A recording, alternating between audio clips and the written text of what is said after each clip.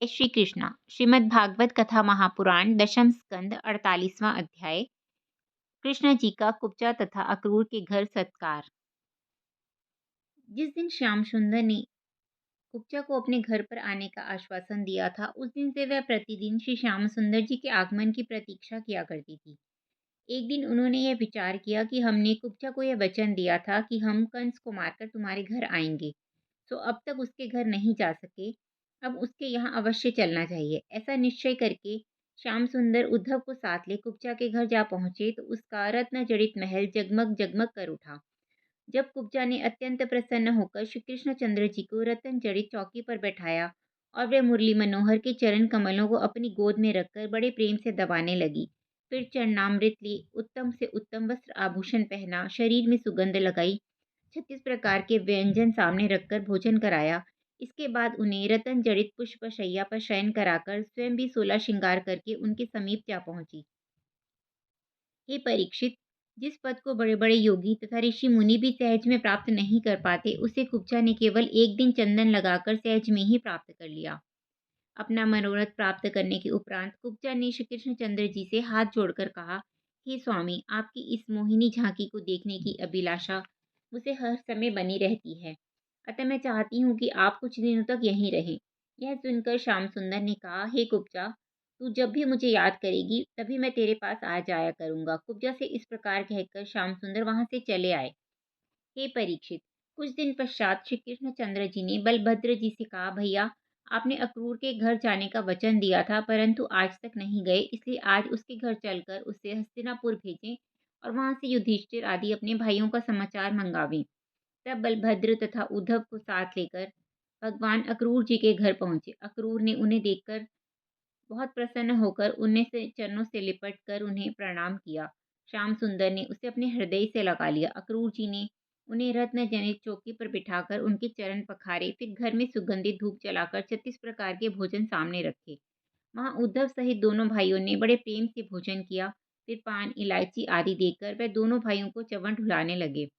उस समय अक्रूर जी के हृदय में ऐसा प्रेम पैदा हुआ कि वह श्री कृष्णचंद्र जी के चरण पकड़कर बैठ गया। प्रेम के कारण उसकी आंखों से आंसू बह निकले। उसने हाथ जोड़कर कहा, प्रभु, आप जन्म मरण से रहित हैं, आपके भेद को कोई नहीं जान पाया है। आप रजोगुण द्वारा विनाश करते हैं, अपनी माया द्वारा तीनों लोगों को पैदा करके स्वयं निर्लिप्त रहते हैं।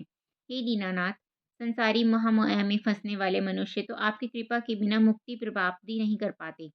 आपकी भक्ति के कारण ही नारद मुनि, सनकादिक ऋषि तथा ध्रुव, प्रहलाद, अम्बरीश आदि भक्त इतने ऊंचे पद को प्राप्त हो सके हैं। आपकी कृपा के बिना आपको कोई नहीं पहचान पाता है। हे प्रभु, पृथ्वी का भार उतारने के लिए आपने सगुण अवतार धारण किया है। मुझ में आपकी प्रार्थना करने की सामर्थ्य नहीं है। यह मेरे बड़े अहोभाग्य है जो आपने यहाँ पधार कर मुझे अपने दर्शन देकर कृतार्थ किया है और मेरे घर को पवित्र किया। हे दीनबंधु, जिस प्रकार आपने कुब्जा को सुंदर रूप देकर उसकी इच्छा पूर्ण की, उसी तरह मैं चाहता हूँ कि आप मुझे ऐसा ज्ञान प्रदान करें जिससे मैं आठों पहर आपके चरण कमलों का ध्यान करता रहूं। हे परीक्षित, इस प्रकार की स्तुति सुनकर श्री कृष्णचंद्र जी ने उससे वर मांगने के लिए कहा तो वह हाथ जोड़कर बोला, हे महाप्रभु, मैं यही चाहता हूँ कि मेरे हृदय में आपके चरण कमलों की भक्ति बनी रहे। तब श्री कृष्ण जी ने उसे इच्छित भक्ति देते हुए कहा, साधु संतों के सत्संग से तुम्हारा अंतःकरण शुद्ध हो जाएगा, तब मुक्ति पद को प्राप्त करोगे। फिर श्याम सुंदर ने अक्रूर से इस प्रकार कहा, हे चाचा, तुम यदुकुल में श्रेष्ठ तथा हमारे पिता के समान पूज्य हो, अतः सेवा तो मुझे तुम्हारी करनी चाहिए। मैं यहाँ तुम्हारा दर्शन करने के लिए आया हूँ। श्री नटपर नागर के ऐसे वचन सुनकर अक्रूर ने मायावश श्याम बलराम जी को वसुदेव का पुत्र जानकर अपनी गोद में बिठा लिया और प्यार करने लगा। उस समय कृष्ण जी ने कहा, हे चाचा, तुम्हारे पुण्य प्रताप से सभी दैत्यों का संहार हुआ, परंतु मुझे अभी तक एक चिंता लगी हुई है। जब से हमारे फूफा महाराज पांडु बैकुंठ लोक को गए हैं, तब से राजा दुर्योधन हमारी बुआ और भाइयों को बहुत कष्ट देता है। अतः तुम वहां जाकर उनका कुशल समाचार ले आओ, क्योंकि उनकी चिंता में मेरा मन सदैव उदास रहता है। श्री कृष्ण जी के ऐसे वचन सुनकर अक्रूर पांडवों की सुधि लेने तुरंत हस्तिनापुर को चले गए। 49वां अध्याय। अक्रूर जी का हस्तिनापुर में पांडवों से मिलना। हे परीक्षित, कुंती और युधिष्ठिर आदि को देने के लिए श्री कृष्ण ने बहुत सी वस्तुएं अक्रूर को दी। उन्हें लेकर वे रथ पर चढ़कर कई दिन की यात्रा करने के पश्चात हस्तिनापुर में पहुंचे। वहां नगर के बाहर राजा पांडु और उनके पूर्वजों के बनवाए हुए उद्यान, मंदिर आदि को देखकर उसे अत्यंत प्रसन्नता हुई। जब वे रथ से उतरकर राजा दुर्योधन तथा विदुर आदि के पास गए, तब सब लोगों ने उन्हें अत्यंत सम्मान प्रदान किया। तब राजा दुर्योधन उन्हें सुनाकर इस प्रकार व्यंग वचन कहने लगा, हे अक्रूर, राजा उग्रसेन, श्री कृष्ण बलराम जी अच्छी तरह से तो हैं। उग्रसेन जब से अपने पुत्र को मरवाकर राजा बने हैं, तब से किसी की सुधि नहीं लेते। दुर्योधन के ऐसे वचन सुनकर अक्रूर वहां से चुपचाप उठे और विदुर को साथ लेकर युधिष्ठिर के पास पहुंचे। उस समय कुंती राजा पांडु के शोक में उदास बैठी हुई थी। अक्रूर ने उनके चरणों पर मस्तक रखकर श्री वसुदेव जी की भेजी हुई सब वस्तुएं उनके सामने रख दी और युधिष्ठिर आदि पांचों भाइयों को श्री कृष्ण जी का संदेश सुनाया। अक्रूर ने उन्हें धैर्य बंधाते हुए कहा, हे कुंती, संसार में कोई अमर नहीं रहता। यहाँ जन्म लेकर प्रत्येक प्राणी को सुख दुख भोगने पड़ते हैं। अतः तुम मुझसे विधाता की इच्छा जानकर चिंता मत करो। यह सुनकर कुंती ने वसुदेव आदि की कुशल क्षेम पूछकर कहा, हे अक्रूर, श्री कृष्ण बलराम कभी मुझे तथा युधिष्ठिर आदि पांचों भाइयों को याद करते हैं? अपने भाइयों की सहायता करने यहाँ कब आएंगे? हे अक्रूर, मेरे पुत्रों की प्रशंसा सुनकर दुर्योधन सदैव फुर्ता रहता है तथा हर समय उनके प्राण लेने का उपाय करता रहता है। श्री हरि की कृपा से अब तक तो पुत्रों के प्राण बचे हैं, परंतु अब यदि यही हाल रहा तो वे किस प्रकार जीवित रहेंगे? जिस प्रकार घर में सर्प का निवास होने से हर समय भय बना रहता है, वही हालत मेरी भी है। श्री श्याम सुंदर ने सब प्राणियों का दुख हरने के लिए अवतार लिया है, फिर वे मेरे पुत्रों का दुख दूर क्यों नहीं करते? अब तक मैं उन अपने को बिना संरक्षण का समझती थी, परंतु अब उनके द्वारा सुधि लेने के लिए भेजा हुआ देखकर मैं समझ गई हूँ कि मेरा भी कोई सहायक है। जैसे कन्हैया ने कंस को मारकर माता-पिता को सुख दिया है, उसी प्रकार उन्हें मेरी भी रक्षा करनी चाहिए। कुंती की यह बात सुनकर अक्रूर ने आंखों में आंसू भरकर कहा, हे बहन, तुम चिंता ना करो। श्याम सुंदर बलराम ने तुम्हारे लिए संदेश भेजा है कि हम तुम्हारे पास बहुत ही शीघ्र आ रहे हैं। इस प्रकार कुंती को धैर्य बंधाकर और विदुर को साथ ले अक्रूर हस्तिनापुर वासियों से यह पूछने गया कि प्रजा का क्या राय है। तब सभी ने उससे यह कहा कि राज सिंहासन पांडवों को मिलना चाहिए। यह सुनकर अक्रूर विदुर के साथ राजा धृतराष्ट्र के पास गए और उनसे इस प्रकार का, हे महाराज, तुम कौरव कुल में परम श्रेष्ठ हो, फिर अपने भाई की गद्दी लेकर अपने भतीजों को कष्ट क्यों दे रहे हो? तुम्हारे जैसा बुद्धिमान व्यक्ति लालच करे तो इससे अधिक आश्चर्य की बात और क्या होगी? तुम जिनके लिए यह पाप बटोर रहे हो, वे परलोक में कुछ काम नहीं आएंगे और तुम्हें नरक ही भोगना पड़ेगा। मरने के बाद मनुष्य का केवल धर्म अधर्म ही साथ जाता है, इसलिए तुम्हें युधिष्ठिर आदि को दुख नहीं पहुंचाना चाहिए। अक्रूर की यह बात सुनकर धृतराष्ट्र ने उसका हाथ पकड़कर उत्तर दिया, हे भाई, मैं यह समझता हूँ कि तुम मंगलकारी बात कर रहे हो, परंतु अक्रूर मैं क्या करूं? ये दुर्योधन आदि मेरा कहना ही नहीं मानते, इसलिए मैं भी उनसे कुछ नहीं कहता हूँ। यहाँ अकेला बैठा हुआ हरि भजन करता रहता हूँ। तुम श्री कृष्ण जी से मेरा दंडवत कहना। अक्रूर बोला, हे राजन, श्रीहरि की माया बड़ी प्रबल है, जो तुम्हें ना जाने किधर लिए जा रही है। क्या पता श्री नारायण जी क्या करने वाले हैं। इतना कहकर अक्रूर वहां से चले आए और फिर कुंती को धैर्य बंधाकर वहां से विदा हो वे मथुरा लौट आए। हे परीक्षित, मथुरा जाकर अक्रूर ने राजा उग्रसेन, वसुदेव जी से और श्री कृष्ण बलराम के सामने खड़े हो हाथ जोड़कर कहा, हे प्रभु, मैंने हस्तिनापुर में जाकर कुंती तथा युधिष्ठिर आदि भाइयों का दुख देखा है। कौरवों का अधर्म आपसे कुछ छिपा नहीं है। 50वां अध्याय, जरासंध की मथुरा पर चढ़ाई।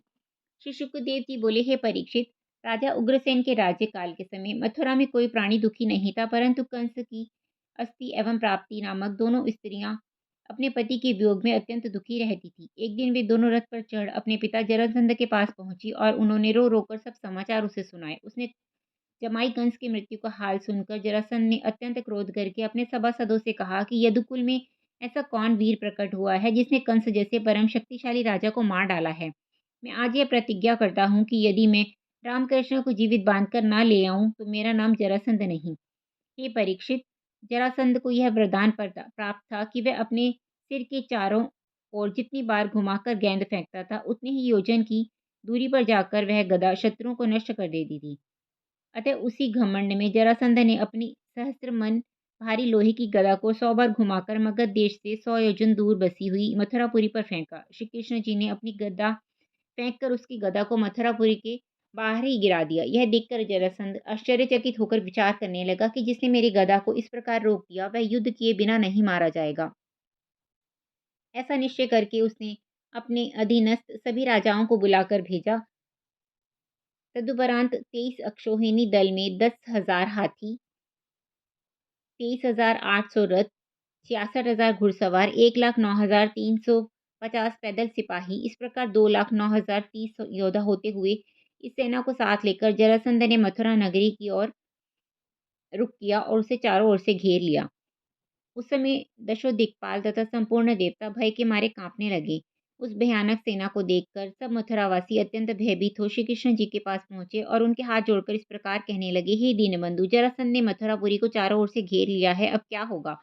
श्री कृष्ण जी को मौन देखकर बलराम जी ने उनसे कहा, भैया, यह पृथ्वी का भार उतारने का अवसर है, अतः आप अग्नि स्वरूप धारण करके इन सब दुष्टों को भस्म करो। श्याम सुंदर ने उत्तर दिया, भाई, मैं सोचता हूँ कि पहले अन्य कार्य को कर लूं, तदुपरांत जरासंध को मारने का उपाय करूंगा। इतना कहकर वे राजा उग्रसेन के समीप जाकर कहने लगे, राजन, आप मुझे आज्ञा दे तो मैं जरासंध से युद्ध करूं और आप यदुवंशियों सहित नगर की रक्षा करें। राजा उग्रसेन की स्वीकृति ले श्री कृष्ण बलराम जी नगर के बाहर पहुंचे। उस समय उनकी इच्छा अनुसार 2 रथ आकाश से उतरकर उन दोनों भाइयों के समक्ष उपस्थित हो गए। श्री श्यामसुंदर के रथ पर सुदर्शन चक्र, सारंग, धनुष, दंडक तलवार और कौमद की गदा रखी थी। ध्वजा पर गरुड़ की मूर्ति चित्रित थी और शैव, सुग्रीव, मेघपुष्प एवं बलाहक नामक 4 अत्यंत बली घोड़े जुते हुए थे और उस पर दारुक नामक सारथी था। श्री बलराम जी के रथ में हल तथा मुशल रखा था। तब दोनों भाई अपने अपने रथ पर जाकर बैठे और थोड़ी सेना साथ में लेकर युद्ध भूमि में जा पहुंचे। जब श्री कृष्णचंद्र जी ने जरासंध की सेना में मारूबाजी की ध्वनि सुनी तो उन्होंने पांचजन्य नामक शंख बजाया। उस शंख की ध्वनि को सुनकर जरासंध की सेना के हृदय कांप उठे। उस समय जरासंध अपना रथ बढ़ाकर श्री कृष्ण बलराम के सम्मुख जा पहुंचा तथा मथुरा नाथ जी से इस प्रकार कहने लगा, हे कृष्ण, तू अभिमान में चूर हो मेरे सामने युद्ध करने के लिए आया है, परंतु तू बालक है, इसलिए मैं तुझसे युद्ध न करके बलराम से युद्ध करूंगा। फिर बलभद्र से बोला, हे बलभद्र, आज मैं तुझे मार डालूंगा, यदि तुझे अपने प्राण प्यारे हों तो तू मेरे सामने से हट जाए। यह सुनकर श्री कृष्णचंद्र जी ने उत्तर दिया, हे जरासंध, तू ऐसा प्रलाप क्यों कर रहा है? शूरवीर अपनी प्रशंसा स्वयं नहीं करते। जिस मनुष्य की मृत्यु निकट आ जाती है उसे भले बुरे का ज्ञान नहीं रहता है। जिस प्रकार कंस अपने पाप कर्मों के कारण दंड को प्राप्त हुआ, वही गति तेरी भी होनी है। ऐसे वचन सुनकर जरासंध बाणों की वर्षा करता हुआ कहने लगा, अरे बालकों, अब तुम जीवित नहीं जान पाओगे।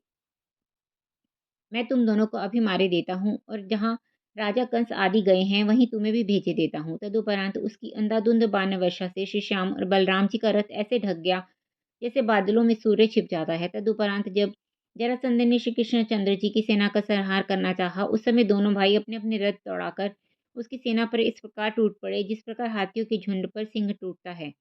श्री कृष्ण और बलराम जी अपने रथ को चाक की भांति घुमाते हुए जरासंध की सेना के सैनिकों का संहार करने लगे।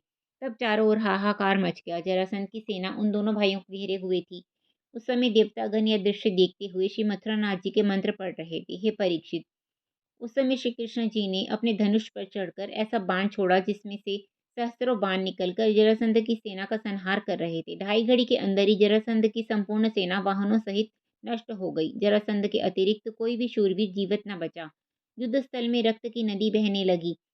जब जरासंध अकेला रह गया तब वह बलभद्र जी से गदा युद्ध करने लगा। उस समय श्री बलराम जी ने उसके गले में अपना हल डालकर उसे ऐसा खींचा तथा श्री कृष्ण जी ने यह कहा कि यदि आप कहें तो मैं इसका अभी वध कर दूं। उस समय श्री श्याम सुंदर ने कहा, हे भाई, अभी इसके मृत्यु का समय नहीं आया है, इसलिए तुम जरासंध को जीवित छोड़ दो, क्योंकि अभी तो यह कई बार दैत्यों और अधर्मी राजाओं को लेकर युद्ध करने आवेगा, तब हम उनका संहार करेंगे। श्री श्याम सुंदर के ऐसे वचन सुनकर बलराम जी ने जरासंध को छोड़ दिया। तब वह अत्यंत लज्जित होकर अपने देश को लौट गया तथा राजपाट त्याग कर वन चले जाने की बात सोचने लगा। तब उसके मित्र राजाओं ने यह समझाया कि युद्ध में हार जीत तो सदा से होती रहती है, इसलिए आज यदि श्री श्याम बलराम जीत गए हैं तो किसी दिन हम लोग उन्हें युद्ध में हराएंगे। यह सुनकर जरासंध ने अपने हृदय का शोक दूर कर दिया और कृष्ण बलराम से युद्ध करने के लिए पुनः सेना एकत्रित करने लगा। इधर जब श्री कृष्ण बलराम जी जरासंध की सेना को मारकर नगर में लौटे तो सभी मथुरा वासियों ने अत्यंत आनंद मनाकर मंगलाचार किया। स्त्रियां अपनी अटारियों पर खड़ी होकर उनके ऊपर पुष्प वर्षा करने लगी। श्री कृष्ण बलराम जी राजा उग्रसेन के पास पहुंच हाथ जोड़कर इस प्रकार कहने लगे, हे पृथ्वीनाथ, आपके पुण्य प्रताप से हमने शत्रु को मारकर भगा दिया। अब आप निश्चिंत होकर प्रजा को सुख दीजिए। इस प्रकार जरासंध 17 बार मथुरा पर चढ़ाई करके आया, परंतु श्री कृष्ण बलराम ने हर बार उसकी पहले जैसी ही गति की। जब जरासंध 17वीं बार भी हार गया तो उसने विचार किया कि अब मुझे राज्य में जाकर मुंह नहीं दिखाना चाहिए, अतः मैं किसी देवता का तप करके उससे वरदान प्राप्त करूं, तब फिर इन भाइयों से युद्ध करने आऊंगा। ऐसा निश्चय करके जरासंध तपस्या करने के लिए वन को चला तो मार्ग में उसकी भेंट नारद जी से हो गई। उस समय नारद जी ने पूछा, हे राजन, तुम इतनी उदास क्यों दिखाई देते हो? जब जरासंध ने उन्हें दंडवत करके कहा, हे मुनिराज, मैं कृष्ण बलराम से युद्ध करने के लिए 17 बार 23-23 अक्षौहिणी सात सेना साथ लेकर गया, परंतु हर बार हार गया। यदि वे एक बार भी मेरे सम्मुख युद्ध भूमि में भाग जाते तो मेरी मनोकामना पूर्ण हो जाती। नारद जी ने कहा, हे राजन, मलेच्छ देश में अत्यंत बलवान कालयवन नामक मलेच्छों का राजा रहता है। तुम उसे अपनी सहायता के लिए बुला लाओ, इस तरह तुम्हारा मनोरथ पूर्ण हो जाएगा।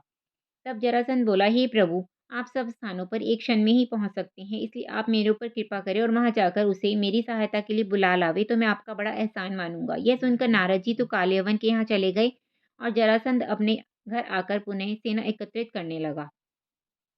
हे परीक्षित, जब नारद जी कालयवन की सभा में पहुंचे तो वह मुनि को दंडवत प्रणाम कर फिर सिंहासन पर बैठकर हाथ जोड़कर इस प्रकार कहने लगा, हे मुनि, जैसे मुझे दर्शन देकर आपने कृतार्थ किया है, वैसे ही अब आप अपने पधारने का कारण भी बताइए। नारद जी बोले, हे राजन, मुझे राजा जरासंध ने तुम्हारे पास यह संदेशा देकर भेजा है कि मथुरा में कृष्ण बलराम नामक दो ऐसे प्रतापी बालक उत्पन्न हुए हैं जिन्होंने मुझे 17 बार युद्ध में हराया है। अब 18वीं बार उनसे युद्ध करने के लिए मैं तुम्हारी सहायता चाहता हूँ। हे राजन, जिस बालक का नाम कृष्णचंद्र है वह श्याम शरीर वाला है तथा पीताम्बर ओढ़े रहता है, अतः तुम उसका पीछा मत छोड़ना।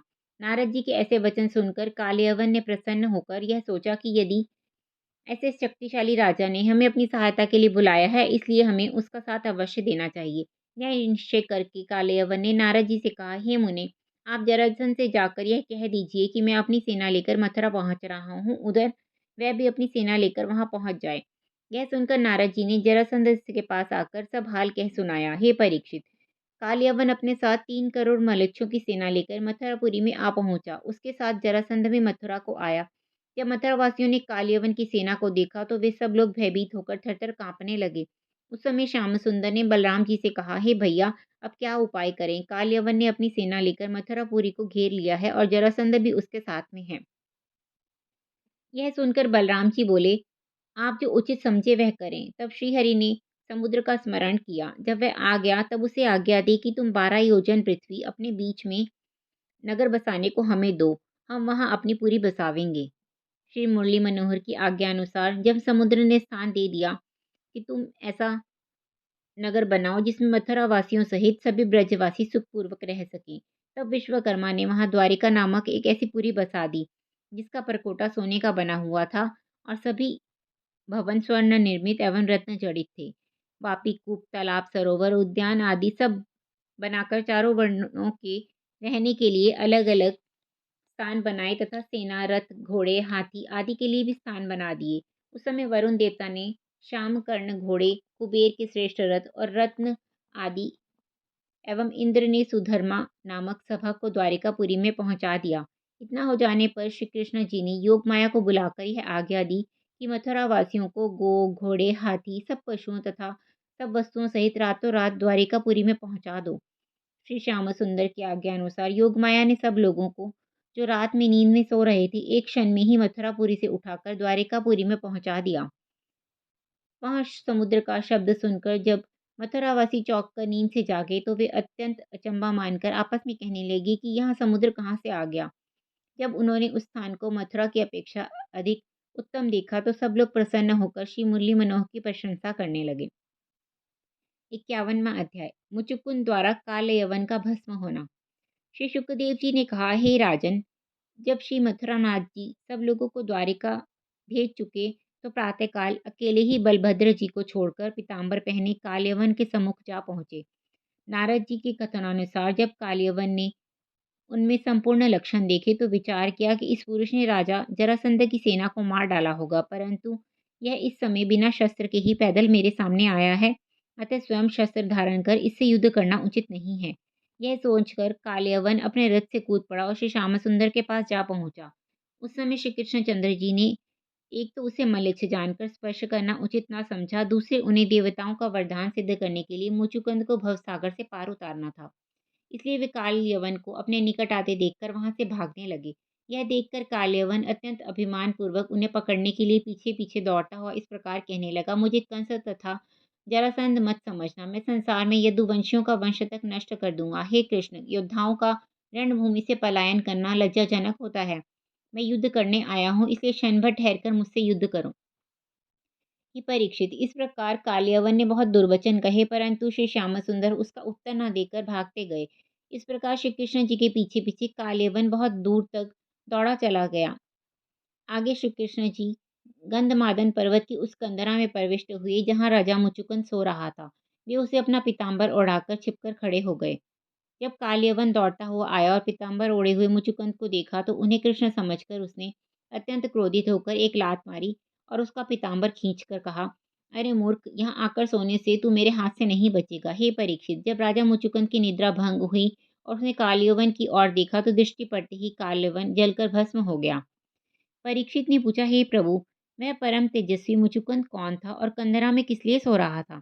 श्री शुक्रदेव जी बोले, हे परीक्षित, राजा इक्ष्वाकु के कुल में उत्पन्न हुआ राजा मुचुकुंद राजा युवनाश का पौत्र तथा राजा मांधाता का पुत्र था। उसने चक्रवर्ती राजा होकर अपने पुण्य और तेज के प्रताप से सब राजाओं को जीता था। जब देवासुर संग्राम में दैत्यों ने देवताओं का सिंहासन छीन लिया, तब इंद्र आदि देवताओं ने राजा मुचुकुंद के पास जाकर कहा कि हे राजन, हम आपके बल की प्रशंसा सुनकर आपकी शरण में आए हैं। इस समय दैत्यों ने हमारा सिंहासन हमसे छीन लिया है, तो आप उसे वापस लेने में हमारा साथ दीजिए।